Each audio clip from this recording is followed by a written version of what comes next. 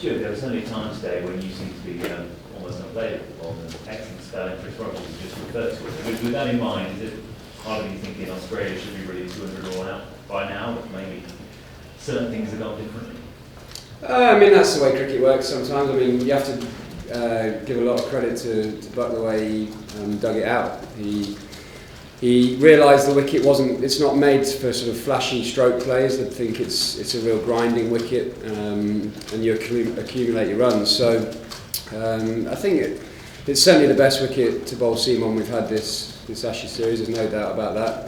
The new ball with a slightly fuller length really did seam around, and I think when the ball got 45, 50 overs old, we saw a big change, and there wasn't as much seam as there was earlier, which made the inroads with the new ball pretty crucial, and actually gives us a lot of hope for tomorrow morning, because we know that ball will seam tomorrow morning, and we need some quick wickets. So we need to go out there not expecting anything to just happen, and actually force the issue, try and create some chances and grab them.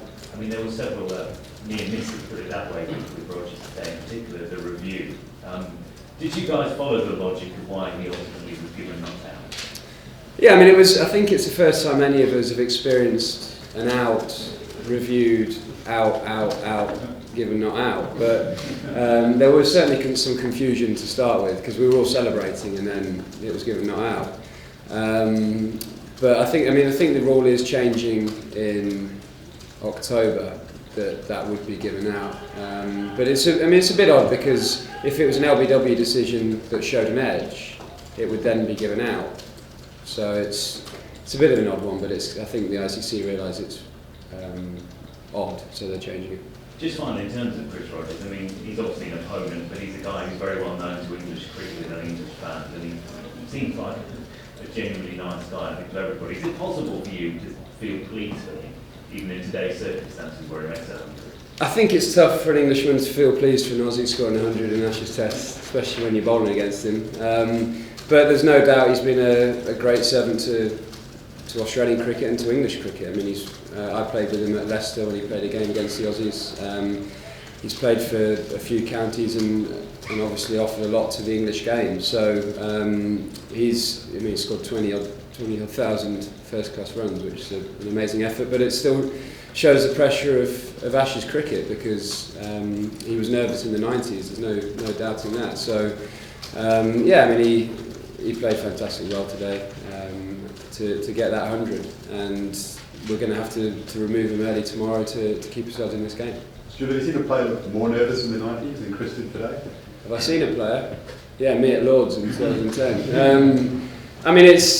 It just proves that, Test cricket's huge, and actually I think we applied great pressure in the 90s. Swanee started to get a bit more turn.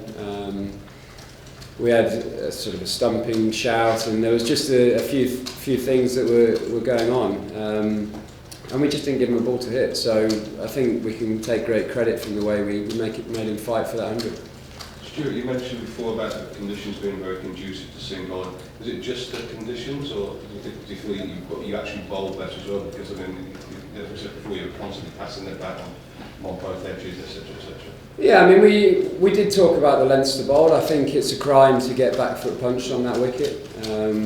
We talked that we wanted to be that touch fuller. That's why you saw a cover fielder implemented for quite a lot of the day, because if you want to bowl that slightly fuller length, you can't keep getting punched for 2 or for 4 through the covers.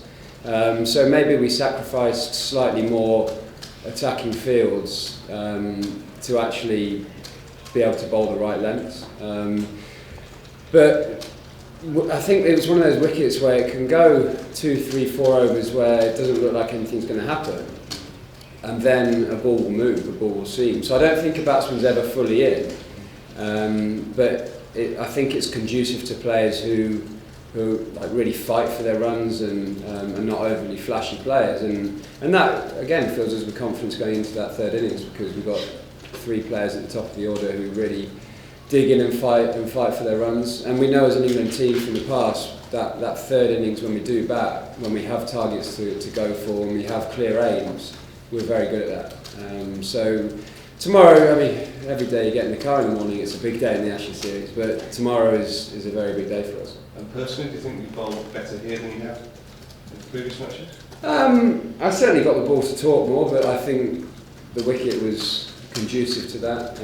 I feel I bowled okay in this series, but from time to time cricket works with you and doesn't work with you. I mean, I probably bowled better at Old Trafford on that first day than I did at Lord's when I got a 10 for, but it just works that way. So you just got to hang in and do your things and hit your lengths, and things will happen for you.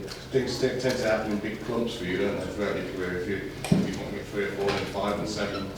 Yeah, and I've got no idea why, but hopefully it can turn for me in the next 2 Test matches and we can go a long way to helping win this series. Stuart, does the fact that you won at Trent Bridge over conceded the first innings deficit, does that also give you confidence? Yeah, I mean, this team has won from tricky positions and also saved games from tricky positions. One thing we can't do tomorrow is chase too much. I think if we go out tomorrow morning striving for wickets and chasing the game, Brad Evans is one of those players who will just smash it for 4, because you give him a bad ball, he hits it for 4. So we have to be very patient tomorrow morning. The new ball will naturally do a little bit, I think, but we need to make sure the balls are in a very good area. I think what are they, 20 behind? I think it's fair to say we're going to concede a bit of a lead, but that shouldn't scare us as long as it's not a big one. Stuart, just going back to the Rodgers non-dismissal, were you completely clear after why he wasn't given out? Quite confusing for everyone in the ground. Yeah, the umpires said it was the rules. I don't think any of the players knew of that rule, to be honest. But I think there'd been an instance with Callis maybe that was quite fresh in the umpire's mind, so they were very sharp onto it and explained it. I mean, even with the explanation it was still a bit confusing, but once it was given not out, there was nowhere we could really go. Last couple. Stuart, the backlash that you received after the first test when you didn't walk, how much did that affect you? Not at all, no. I mean, it's part and parcel of the media's job, I suppose. So it didn't affect me personally in the fact that we went on to win that test match, which helped us get a 2-0 lead in the series. But it was obviously what's happened in the series so far with the amount of dismissals and DRS and non-walks, it was slightly confusing time. Do you feel like a bit of a villain as far as Australian fans are concerned? Do you enjoy that kind of role? I mean, I don't think you want particularly Australians to love you because it means you're not doing very well. But yeah, so I think there's quite a few English players from the 90s and early 2000s who want to be a bit of an Australian villain. But as I say, if we can continue to do our thing and win this series, that's all we're worried about, really. I think at the end of the series, people just remember the result and who won it rather than little bits and bobs that happen in the series. Last one. Stuart, there was a remarkable portrait painted of you on the fence outside Trent Bridge. Were you lucky enough to see that when you were playing up there? I drove past it once and had to double take, yes. Any thoughts on the quality of the artwork? It was, I'm not sure who it was painted by, but I think it's been sold for charity.